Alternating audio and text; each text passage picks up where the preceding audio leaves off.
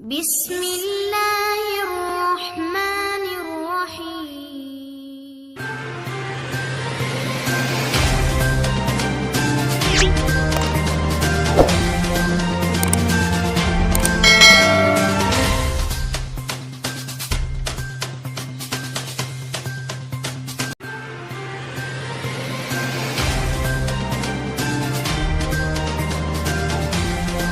अस्सलाम वालेकुम अजीज़ तालिबात। Government associate college बराए ख़वातीन जहलम में नई दाखिल होने वाली तालिबात का मतला किया जाता है। उनकी क्लासेस का इजरा मौका 10 अक्टूबर 2022 बरोज़ सोमवार से किया जा रहा है।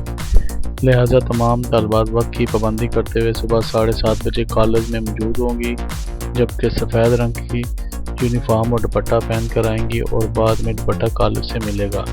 प्लीज़ किताबों के बारे तालिबात को क्लास टीचर आगाह करेगी, फिर किताबें लेंगी। प्रिंसिपल साहिबा, गवर्नमेंट एसोसिएट कॉलेज बराए ख़वातीन जहलम।